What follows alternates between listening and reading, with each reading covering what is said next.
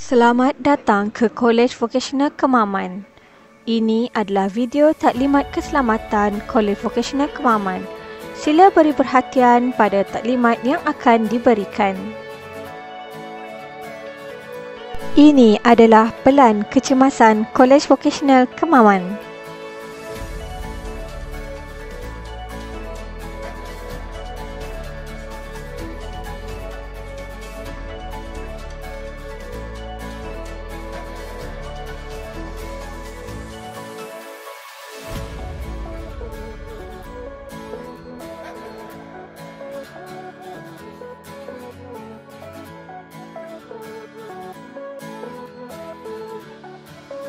Anda sekarang berada di bilik mesyuarat Ibnu Khaldun.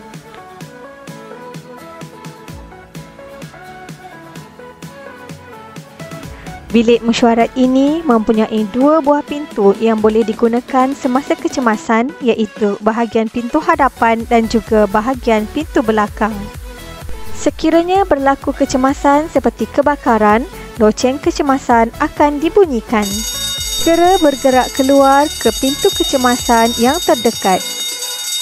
Keluar secara teratur melalui pintu laluan kecemasan. Anda hendaklah menuju ke tempat berkumpul seperti yang diarahkan oleh pegawai yang bertugas. Ingin diingatkan, jangan berpatah balik sekiranya anda tertinggal barang.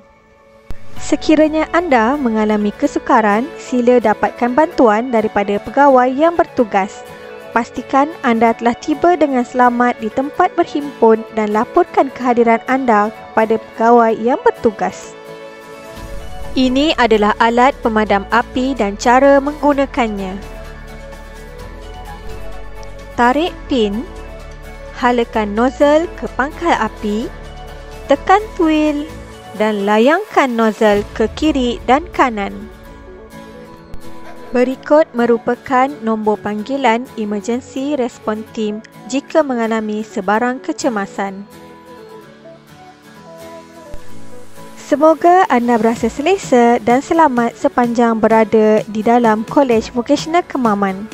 Terima kasih atas perhatian anda semasa menonton dan mendengarkan taklimat keselamatan Kolej Vokasional Kemaman.